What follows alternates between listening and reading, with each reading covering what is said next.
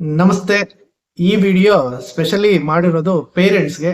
ತುಂಬಾ ಜನ ಪೇರೆಂಟ್ಸು ಈಗ ಅವ್ರ ಮಕ್ಕಳನ್ನ ಇಂಜಿನಿಯರಿಂಗ್ ಸೇರಿಸಿರ್ತೀರಿ, ಇಲ್ವಾ ಡಿಗ್ರಿಗೆ ಸೇರಿಸಿರ್ತೀರಿ. ಸೊ ಈ ವಿಡಿಯೋ ತುಂಬಾ ಉಪಯೋಗ ಆಗುತ್ತೆ ನೀವು ನೋಡಿದ್ರೆ. ಏನು ಉಪಯೋಗ ಆಗುತ್ತೆ ಅಂದ್ರೆ, ನನಗೆ ಫಸ್ಟ್ ಆಫ್ ಆಲ್ 13 ವರ್ಷಕ್ಕಿಂತ ಹೆಚ್ಚು ಎಕ್ಸ್ಪೀರಿಯನ್ಸ್ ಇದೆ ಇಂಜಿನಿಯರಿಂಗ್ ಕಾಲೇಜಲ್ಲಿ ವರ್ಕ್ ಮಾಡಿರೋದು. ಸೊ ಆ ಎಕ್ಸ್ಪೀರಿಯನ್ಸ್ ಅಲ್ಲಿ ನಾವು ಏನ್ ಸ್ಟೂಡೆಂಟ್ಸ್ ಸ್ಟ್ರಗಲ್ ಮಾಡ್ತಾರೆ, ಏನು ಪೇರೆಂಟ್ಸ್ ಮತ್ತೆ ಸ್ಟೂಡೆಂಟ್ ನಡುವೆ ಭಿನ್ನಾಭಿಪ್ರಾಯಗಳು ಬರುತ್ತೆ, ಸ್ಟೂಡೆಂಟ್ ಎಲ್ಲಿ ಎಡುತ್ತಾರೆ, ಪೇರೆಂಟ್ಸ್ ಎಲ್ಲಿ ಎಡುತ್ತಾರೆ ಅಂತ ನನ್ನ ಅನುಭವದಲ್ಲಿ ನಾನು ನೋಡಿರೋದನ್ನ ನಿಮ್ಗೆ ಮಾಹಿತಿ ಕೊಡ್ತೀನಿ.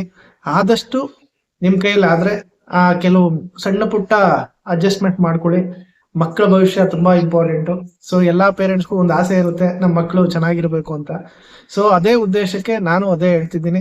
ಸೊ ನಿಮ್ ಮಕ್ಕಳ ಭವಿಷ್ಯ ಚೆನ್ನಾಗಿರ್ಬೇಕು ಅಂದ್ರೆ ಸೊ ಕೆಲವೊಂದು ಸಣ್ಣ ಮಾಡಿಫಿಕೇಶನ್ಸ್ ನಿಮ್ ಜೀವನದಲ್ಲಿ ನೀವು ಮಾಡ್ಕೊಂಡ್ರೆ ನಿಮ್ ಮಕ್ಕಳ ಭವಿಷ್ಯ ಚೆನ್ನಾಗಿರುತ್ತೆ. ಫಸ್ಟ್ ಏನಪ್ಪಾ ಅಂದ್ರೆ, ಇಂಜಿನಿಯರಿಂಗ್ ಆಗ್ಲಿ ಯಾವುದೇ ಆದ್ರೂ ನೀವು ಸೇರಿಸಿದಾಗ ಒಂದು ತಿಳ್ಕೊಬೇಕು, ಕಾಲೇಜು ಮತ್ತೆ ಸ್ಕೂಲು ತುಂಬಾ ಡಿಫ್ರೆನ್ಸ್ ಇರುತ್ತೆ. ಸೊ ಸ್ಕೂಲಲ್ಲಿ ಓದುವಾಗ ಫುಲ್ ಕಂಟ್ರೋಲ್ ಅಲ್ಲಿ ಇರ್ತಾರೆ. ಸೊ ಈಗ ಯಾವ್ದೇ ಒಂದು ಶಾಲೆಯಲ್ಲಿ 10th ಅಲ್ಲ ಅಪ್ ಟು PUC ತೊಂದರೆ ಇಲ್ಲ, ಯಾಕಂದ್ರೆ ಸೇಮ್ ಟೀಚರ್ಸ್ ಕೆಲವು ಸಬ್ಜೆಕ್ಟ್ ನ ಪ್ರತಿ ವರ್ಷ ಅದೇ ಕ್ಲಾಸ್ ತಗೊಂತಾ ಇರ್ತಾರೆ. ಸೊ ಅದರಿಂದ ಅವ್ರಿಗೆ ಬಾಂಧವ್ಯ ಜಾಸ್ತಿ ಇರುತ್ತೆ. ಇಂಜಿನಿಯರಿಂಗ್ ಬಂದಾಗ ಪ್ರತಿ ಸೆಮಿಸ್ಟರು ಬೇರೆ ಬೇರೆ ಫ್ಯಾಕಲ್ಟಿ ತಗೊಂತಾರೆ. ಸೊ ತುಂಬಾ ರೇರು. ಅವರು ನಾರ್ಮಲ್ ಆಗಿ ಫಸ್ಟ್ ಇಯರ್ ಸೇರಿದಾಗ ಪ್ರತಿ ಸಬ್ಜೆಕ್ಟ್ಗೂ ಡಿಫ್ರೆಂಟ್ ಸಬ್ಜೆಕ್ಟ್ ಇರ್ತಾರೆ, ಸಬ್ಜೆಕ್ಟ್ ಟೀಚರ್ ಇರ್ತಾರೆ. ಸೊ ಅವ್ರಿಗೆ ಆ ಬಾಂಧವ್ಯ ಬೇಗ ಬೆಳೆಯೋದಿಲ್ಲ. ಸೊ ಹೊಸದಾಗಿ ಅವ್ರ ಬಾಂಧವ್ಯ ಬೆಳಿಬೇಕು ಅಂದ್ರೆ ಅಟ್ಲೀಸ್ಟ್ ಒಂದು ಸೆಮಿಸ್ಟರ್ ಓದ್ಬೇಕು, ಇಲ್ಲ ಒಂದು ವರ್ಷ ಅವ್ರ ಜೊತೆ ಪಾಠ ಮಾಡ್ತಾ ಇದ್ರೆ ಬಾಂಧವ್ಯ ಬಿಲ್ಡ್ ಆಗುತ್ತೆ. ಸೊ ಇಲ್ಲಿ ಫಸ್ಟ್ ಡಿಗ್ರಿಗಳಲ್ಲಿ ಅಥವಾ ಇಂಜಿನಿಯರಿಂಗ್ ಕಾಲೇಜಸ್ ಅಲ್ಲಿ ಜಾಯ್ನ್ ಆದಾಗ ಆ ಬಾಂಧವ್ಯ ಟೀಚರು ಮತ್ತೆ ಸ್ಟೂಡೆಂಟ್ ನಡುವೆ ತುಂಬಾ ಕಡಿಮೆ ಇರುತ್ತೆ. ಆಮೇಲೆ ಟೀಚರ್ಸು ಅಷ್ಟೇ, ಅವ್ರಿಗೆ ಇರೋ ವರ್ಕ್ ಲೋಡ್ ಅಲ್ಲಿ ಪ್ರತಿಯೊಬ್ಬ ಸ್ಟೂಡೆಂಟ್ ಜೊತೆ ಇಂಟ್ರಾಕ್ಟ್ ಮಾಡೋದಿಲ್ಲ. ಸೊ ಇದರಿಂದ ಸ್ಟೂಡೆಂಟ್ಸ್ಗೆ ಸ್ವಲ್ಪ ಫ್ರೀಡಮ್ ಸಿಕ್ಕಂಗಾಗುತ್ತೆ. ಸೊ ಇಲ್ಲಿ ಇಂಜಿನಿಯರಿಂಗ್ ಅಥವಾ ಡಿಗ್ರಿಗೆ ಸೇರಿದ ತಕ್ಷಣ ಫ್ಯಾಕಲ್ಟಿ ಮೈಂಡ್ ಸೆಟ್ ಯಾವ ತರ ಇರುತ್ತೆ ಅಂದ್ರೆ, ಅವ್ರು ಮೆಚೂರ್ಡ್ ಆಗಿದ್ದಾರೆ ಮಕ್ಕಳು, ಅವರು ಅವ್ರ ಜೀವನನ ರೂಪಿಸ್ಕೊಳಕ್ ಬಂದಿದ್ದಾರೆ ಅಂತ ಹೇಳಿ ಸೊ ಪರ್ಸನಲ್ ಕೇರ್ ಮಾಡೋದು ತುಂಬಾ ಕಡಿಮೆ ಇರುತ್ತೆ. ಸೊ ಈಗ ಯಾವುದೇ ಸ್ಕೂಲು ಮತ್ತೆ PUC ಅಲ್ಲಿ ನೀವು ಸೇರಿಸಿದ್ರೆ ನೀವು ಅಲ್ಲಿ ಮಾರ್ಕ್ಸ್ ಓರಿಯೆಂಟೆಡ್ ಆಗಿರುತ್ತೆ.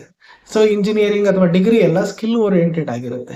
ನೀವು ಎಷ್ಟು ಸ್ಕಿಲ್ ಕಲಿತೀರೋ ಆ ತರ ನೀವು ನಿಮ್ ನಾಲೆಜ್ ನ ಎನ್ಹಾನ್ಸ್ ಮಾಡ್ಕೊಬಹುದು ಸ್ಟೂಡೆಂಟ್ ಆದ್ರೆ. ಸೊ ನೀವು ಏನಾದ್ರೂ ಟೀಚರ್ಸ್ ಜೊತೆ ಬಾಂಧವ್ಯ ಬಿಲ್ಡ್ ಮಾಡ್ಲಿಲ್ಲ ನಿಮ್ ಮಕ್ಕಳು ಅಂದ್ರೆ ಸೊ ನೀವು ಅದನ್ನ ಎಕ್ಸ್ಪೆಕ್ಟ್ ಮಾಡೋದಕ್ಕಾಗೋದಿಲ್ಲ. ಸೊ ಅದರಿಂದ ಸೊ ಇಲ್ಲಿ ನೀವು ಫಸ್ಟ್ ಪೇರೆಂಟ್ ಆಗಿ ತಿಳ್ಕೊಬೇಕಾಗಿರೋದು, ಕಾಲೇಜುಗಳಲ್ಲಿ ಸ್ಕೂಲಲ್ಲಿ ಇರೋ ಬಾಂಧವ್ಯ ಟೀಚರ್ಸ್ ಸ್ಟೂಡೆಂಟ್ ಮತ್ತೆ ತುಂಬಾ ಕಡಿಮೆ ಇರ್ತದೆ, ಜೊತೆಗೆ ಫ್ರೀಡಮ್ ಜಾಸ್ತಿ ಸಿಕ್ಬಿಡುತ್ತೆ. ಸೊ ಇನ್ ಕೇಸ್ ನೀವೇನಾದ್ರೂ ಫಸ್ಟ್ ಟೈಮ್ ಹಾಸ್ಟೆಲ್ಗೆ ಹಾಕಿರ್ತೀರಿ, ಈಗ ತುಂಬಾ ಹೊರಗಡೆ ದೂರದಿಂದ ಬರೋದು ಕಾಲೇಜ್ ಇರುತ್ತೆ, ಸೊ ಮನೆಯಿಂದ ಓಡಾಡೋದಕ್ಕಾಗೋದಿಲ್ಲ ಅಂತ ಹೇಳಿ ಫಸ್ಟ್ ಟೈಮ್ ಹಾಸ್ಟೆಲ್ಗೆ ಹಾಕಿರ್ತೀರಿ.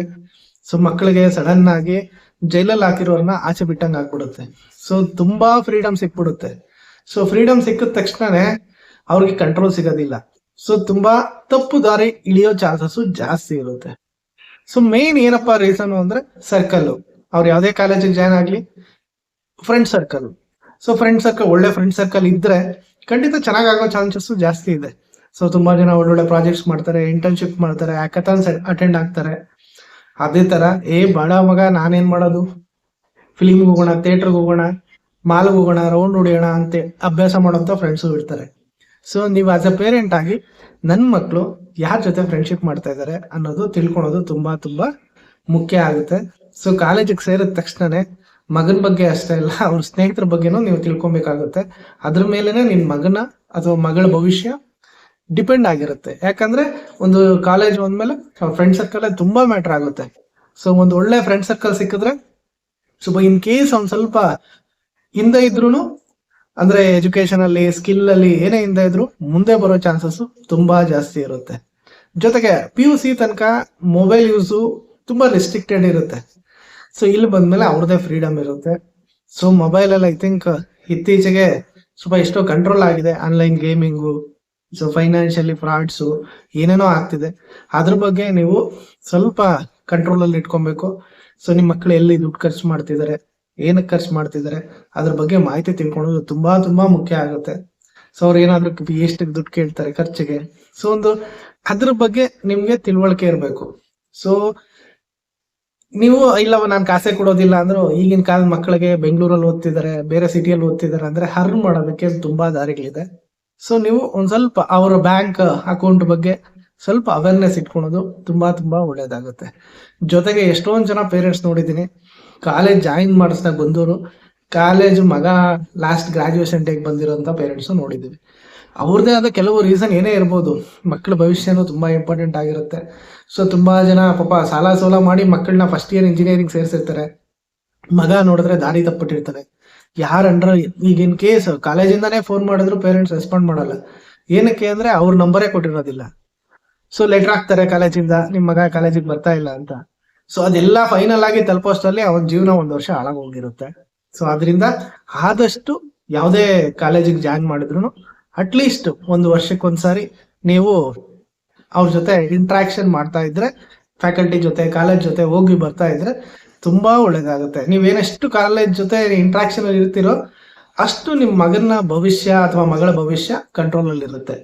ಜೊತೆಗೆ ಸೊ ಈಗ ಯಾವುದೇ ಕಾಲೇಜುಗಳಲ್ಲೂ ತುಂಬಾ ಬೇರೆ ಬೇರೆ ಹ್ಯಾಬಿಟ್ಸ್ ಜಾಸ್ತಿ ಆಗ್ಬಿಟ್ಟಿದೆ. ಸೊ ಯಾವುದೇ ಕಾಲೇಜ್ ಆದ್ರೂ ಕೆಟ್ಟ ಅಭ್ಯಾಸಗಳು ಮುಂಚೆಯಿಂದ ಇರುತ್ತೆ. ಸೊ ಈಗ ಇನ್ಕ್ಲೂಡಿಂಗ್ ಡ್ರಿಂಕ್ಸ್, ಡ್ರಗ್ಸ್ ಇವೆಲ್ಲ ಸ್ವಲ್ಪ ಜಾಸ್ತಿ ಆಗ್ಬಿಟ್ಟಿದೆ ಈ ಜನರೇಷನ್ ಅಲ್ಲಿ. ಇದನ್ನ ನೀವು ದಯವಿಟ್ಟು ತಿಳ್ಕೊಳ್ಬೇಕು. ಸೊ ಮಕ್ಕಳ ಬಗ್ಗೆ ಈ ವಿಷಯದಲ್ಲಿ ಕೇರ್ ಮಾಡ್ಬೇಕು. ಅದಕ್ಕೆ ಇಂಪಾರ್ಟೆಂಟ್ ಆಗುತ್ತೆ ನೀವು ಯಾವ ಸರ್ಕಲ್ ಅಲ್ಲಿ ಇದ್ದೀರಿ, ಮಕ್ಕಳು ಯಾವ ಸರ್ಕಲ್ ಅಲ್ಲಿ ಇದ್ದಾರೆ ಅಂತ.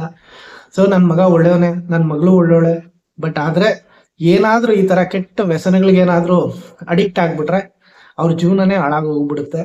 ಸೊ ನೀವೆಲ್ಲ ಮೂವಿಯಲ್ಲಿ ನೋಡ್ತಿರ್ತೀರಲ್ಲ, ನಾವು ತುಂಬಾ ಜನದ್ದು ತುಂಬಾ ಕಾಲೇಜುಗಳಲ್ಲಿ ನೋಡಿದೀವಿ. ಸೊ ನೀವು ದಯವಿಟ್ಟು ನಿಮ್ಮ ಮಕ್ಕಳ ಬಗ್ಗೆ ಕಾನ್ಸಂಟ್ರೇಟ್ ಮಾಡಿ. ಅವ್ರಿಗೆ ದುಡ್ಡೇ ಅಷ್ಟೇ ಅಲ್ಲ, ನಿಮ್ ಮಾರಲ್ ಸಪೋರ್ಟ್ ತುಂಬಾ ತುಂಬಾ ಇಂಪಾರ್ಟೆಂಟ್ ಇರುತ್ತೆ.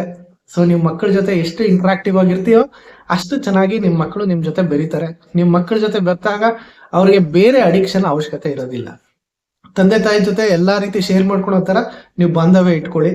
ಇಲ್ಲ ಅಂದ್ರೆ ಕಷ್ಟ ಆಗುತ್ತೆ. ಯಾಕಂದ್ರೆ ಈಗ not only Bangalore, all over ಎಲ್ಲಾ ಕಡೆ, ಆಲ್ ಓವರ್ ಇಂಡಿಯಾದಲ್ಲಿ ಜಾಸ್ತಿ ಇದೆ. ಸೊ ಸ್ವಲ್ಪ ಈ ವಿಷಯದಲ್ಲಿ ಕೇರ್ ಮಾಡ್ಕೊಳ್ಳಿ.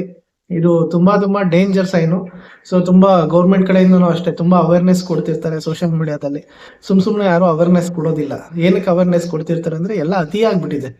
ಸೊ ಅದರಿಂದ ಈ ಜನರೇಷನ್ ಅಲ್ಲಿ ಈ ತರ ವ್ಯಸನಗಳಿಗೆ ಅಡಿಕ್ಟ್ ಆಗೋ ಚಾನ್ಸಸ್ ಜಾಸ್ತಿ ಇದೆ. ಸೊ ಆಸ್ ಎ ಪೇರೆಂಟ್ ಆಗಿ ನಿಮ್ಮ ರೆಸ್ಪಾನ್ಸಿಬಿಲಿಟಿ ಇರುತ್ತೆ ನಿಮ್ ಮಕ್ಕಳನ್ನ ಯಾವುದೇ ರೀತಿ ವ್ಯಸನಗಳಿಗೆ ಅಡಿಕ್ಟ್ ಆಗ್ದಂಗೆ ನೋಡ್ಕೊಳೋದು. ನನ್ ಮಗ ನನ್ ಮಗಳು ಒಳ್ಳೆಯವ್ರೆ, ಎಲ್ಲಾ ಪೇರೆಂಟ್ಸ್ಗೂ ಅದೇ ಮೈಂಡ್ಸೇ, ನನ್ ಮಗ ಯಾಕೆ ಮಾಡ್ತಾನೆ, ನನ್ ಮಗಳು ಯಾಕೆ ಮಾಡ್ತಾಳೆ ಅಂತ. ಅದನ್ನೆಲ್ಲ ತಲೆಯಿಂದ ತೆಗೆದು ಬಿಡಿ. ಎಲ್ಲ ಚಾನ್ಸಸ್ ಜಾಸ್ತಿ ಇರುತ್ತೆ ಅವರು ಅಡಿಕ್ಟ್ ಆಗೋದಕ್ಕೆ. ಸೊ ನೀವು ತುಂಬಾ ಜಾಸ್ತಿ ಸ್ಟ್ರಿಕ್ಟ್ ಮಾಡಬಾರ್ದು, ಜಾಸ್ತಿ ಫ್ರೀಡಮ್ ಕೊಡಬಾರ್ದು. ಸೊ ಒಂದು ಕಂಟ್ರೋಲ್ಡ್ ಇದರಲ್ಲಿ ನೀವು ನೋಡ್ಕೊಬೇಕು. ಜೊತೆಗೆ ಇಂಜಿನಿಯರಿಂಗ್ ಸೇರಿದ್ರೆ ಏನಾಗುತ್ತೆ ಅಂದ್ರೆ, ಈಗ ಅವರು 1 ವರ್ಷದಲ್ಲಿ ಓದೋದನ್ನ 1 ಸೆಮಿಸ್ಟರ್ ಅಲ್ಲಿ ಅಂದ್ರೆ 4 ತಿಂಗಳಲ್ಲಿ ಮುಗಿಸ್ಬೇಕಾಗತ್ತೆ. ಅವ್ರಿಗೂ ಪ್ರೆಷರ್ ಇರುತ್ತೆ. ಸ್ಟಾರ್ಟಿಂಗ್ ಅಲ್ಲಿ ಅಡ್ಜಸ್ಟ್ ಆಗೋದಕ್ಕೆ ಸ್ವಲ್ಪ ಸಮಯ ಬೇಕಾಗುತ್ತೆ. ಆವಾಗ ಮಾರಲ್ ಸಪೋರ್ಟ್ ಪೇರೆಂಟ್ ಕಡೆಯಿಂದ ಬೇಕಾಗುತ್ತೆ. ಸೊ ನೀವು ಪೇರೆಂಟ್ಸು ಮಾರಲ್ ಸಪೋರ್ಟ್ ಕೊಡಿ.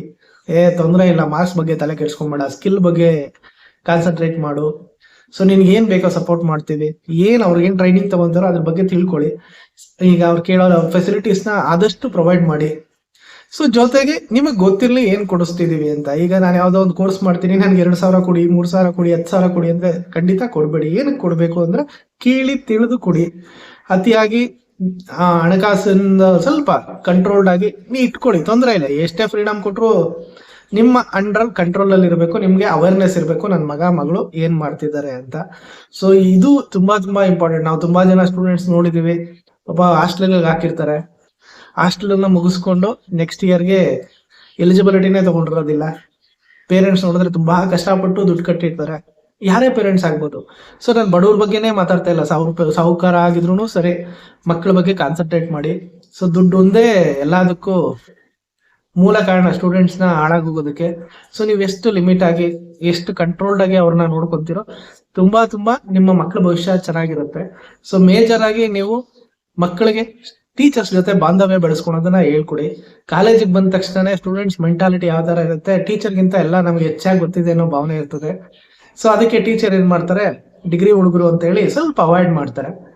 ಸೊ ನೀವು ಫಸ್ಟ್ ಟೀಚರ್ ಜೊತೆ ರ್ಯಾಪ ಬಿಲ್ಡ್ ಮಾಡಿ ಅಂತ ಹೇಳ್ಬೇಕು.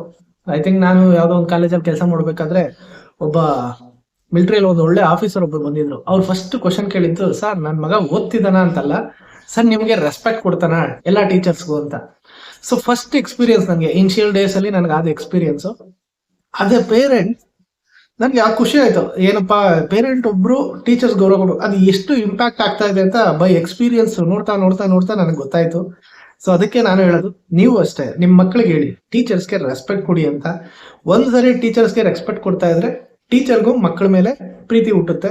ಆ ಪ್ರೀತಿ ಅವರ ವಿದ್ಯಾಭ್ಯಾಸದ ಕಡೆ ಇನ್ನೂ ಸ್ವಲ್ಪ ಅವ್ರ ಟೀಚರ್ಗೆ ಏನೇನಿರುತ್ತೆ ಗೈಡೆನ್ಸ್ ಕೊಡೋದಕ್ಕೆ ಯೂಸ್ ಆಗುತ್ತೆ. ಸೊ ಮಕ್ಕಳ ಮೇಲೆ ಅವ್ರಿಗೂ ಕನ್ಸರ್ನ್ ಸ್ಟಾರ್ಟ್ ಆಗುತ್ತೆ. ಸೊ ಅದರಿಂದ ನೀವು ಫಸ್ಟ್ ಮಕ್ಕಳು ಇಂಜಿನಿಯರಿಂಗ್ ಅಥವಾ ಯಾವುದೇ ಡಿಗ್ರಿಗೆ ಸೇರಿದಾಗ ಟೀಚರ್ಗೆ ರೆಸ್ಪೆಕ್ಟ್ ಕೊಡೋದು ಹೇಳಿ, ಇಂಟ್ರಾಕ್ಷನ್ ಮಾಡೋದಕ್ಕೆ ಹೇಳಿ. ಅದರಿಂದನೇ ಎಷ್ಟೋ ಮೆಜಾರಿಟಿ ಇಶ್ಯೂಸ್ ಸಾಲ್ವ್ ಆಗುತ್ತೆ. ಅವ್ರಿಗೇನೇ ಇಶ್ಯೂ ಇದ್ರು ಟೀಚರ್ ಜೊತೆ ಇಂಟ್ರಾಕ್ಟ್ ಮಾಡಲಿ, ಜೊತೆಗೆ ಪೇರೆಂಟ್ ಜೊತೆ ಇಂಟ್ರಾಕ್ಟ್ ಮಾಡಿದಾಗ ತುಂಬಾ ತುಂಬಾ ಉಪಯೋಗ ಆಗುತ್ತೆ. ಸೊ ಇದು ಮೇಜರ್ ಆಗಿ ನಾನು ಅಬ್ಸರ್ವ್ ಮಾಡಿರೋ ವಿಷಯಗಳು ನಾನು ನಿಮ್ ಜೊತೆ ಶೇರ್ ಮಾಡ್ಕೊಂಡಿದ್ದೀನಿ. ಇನ್ನೂ ಕೆಲವು ವಿಷಯಗಳಿದೆ, ಮುಂದಿನ ವಿಡಿಯೋಗಳಲ್ಲಿ ಖಂಡಿತ ಪೇರೆಂಟ್ ಆಗಿ ನೀವು ಏನೇನ್ ಮಾಡ್ಬೇಕು ಅನ್ನೋದ್ರ ಬಗ್ಗೆ ನಾನು ಹೇಳ್ತೀನಿ. ಯಾವ್ಯಾವ ಲ್ಯಾಪ್ಟಾಪ್ ಕೊಡಿಸ್ಬೇಕು, ಯಾವ್ಯಾವ ತರ ಮಕ್ಕಳನ್ನ ಪ್ರತಿ ಸೆಮಿಸ್ಟರ್ ಯಾವ ತರ ಗೈಡ್ ಮಾಡ್ಬೇಕು ಅನ್ನೋದನ್ನ ಮಾಹಿತಿ ಕೊಡ್ತಾ ಹೋಗ್ತೀನಿ. ಸೊ ನೀವು ನನ್ನ ಚಾನಲ್ನ ಸಬ್ಸ್ಕ್ರೈಬ್ ಮಾಡಿಲ್ಲ ಅಂದ್ರೆ ಮಾಡ್ಕೊಳ್ಳಿ, ನಮ್ಮ ಪೇಜ್ನ ಫಾಲೋ ಮಾಡ್ತಾ ಇರಿ, ಜೊತೆಗೆ ನಿಮ್ಗೆ ಗೊತ್ತಿರೋ ಸರ್ಕಲ್ಗೆ ಶೇರ್ ಮಾಡಿ. ಸೊ ಲೈಕ್ ಮಾಡಿ. ಒಳ್ಳೇದಾಗ್ಲಿ. Thank you.